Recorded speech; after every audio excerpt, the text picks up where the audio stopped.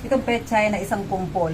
Kumbaga ay nilagay na dito yung binhi ng pechay na isang plastic na maliit na makukuha nyo sa aming Shopee. At dalawang lalagyan nga lang po itong aking nalagyan. At gusto ko itong kuhanin ngayon at kakainin natin ng hilaw.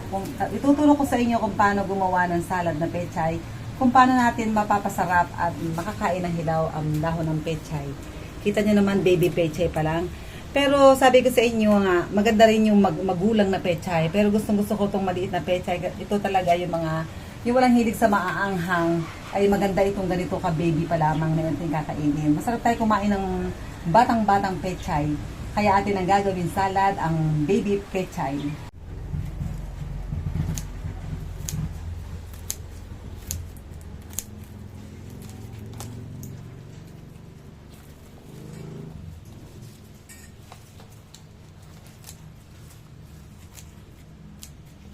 Ito yung kinuha natin pechay kanina sa ating peres. Ang konting umpok na pechay na baby pechay. Ngayon naman ipapakita ko sa inyo kung paano paggawa ng dressing. Simple-simple. At tayo magkakayod lang ng 3 bawang. 3 bawang lamang tong ating kinayod. At ang base nito ay yung honey. Oops. Konting honey lamang. At lalagyan natin ng sesame oil. Ito lahat ay makukuha natin sa ating Ahaba store. Narito na ang sesame oil at honey. Atin lang siyang babatihin para maging maganda ang texture niya. At lahat po ng ating apple cider, meron kaming nirepack na apple cider na ito ay kasyang-kasya na po ito. Marami siyang lalagay natin. At ito ay ilang timpla na to. Hindi lang yung maliit na yan. Kahit ito ay maging 1 week pa ninyong gawing dressing sa inyong mga gulay. Kahit na lettuce ay napakasarap nito. Atin lang isi-shake. Yun lang 3 ingredients lang siya. Honey, sesame oil, at apple cider. Ngunit ako po ay mahilig sa sesame seed. Ay nilalagyan ko rin ng sesame seed.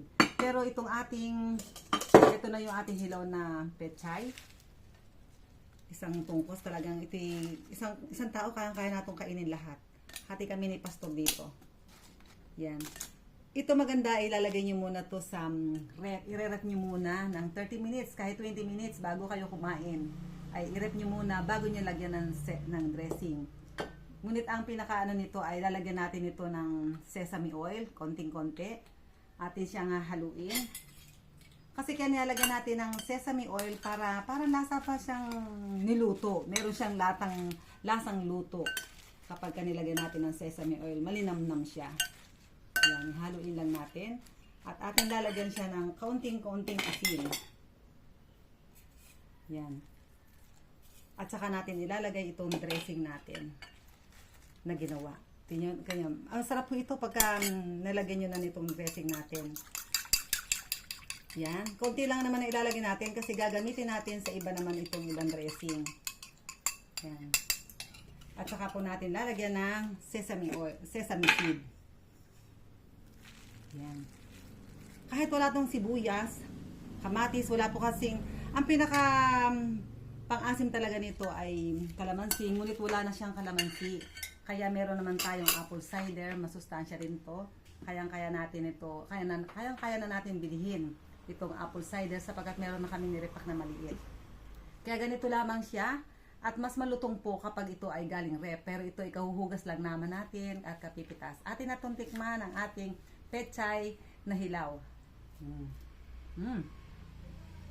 Talagang mawala na po yung lasa niya ng pechay. Kasi bata pa siya. Hindi pa siya maasim. Maanghang. Kaya subukan niyo po na kumain ng hilaw na pechay kapag mas masarap ito. Mas maganda sa ating katawan at ito ay mas makakapagpalakas ng ating energy. Sa buong maghapon tayo malakas kapag kakain tayo ng hilaw na gulay. At higit sa lahat, ito ay paborito ng lahat, ang pechay na masustansya. Marami pong salamat sa patuloy na pagsubaybay sa mga naka-natural ni Pastor Vito.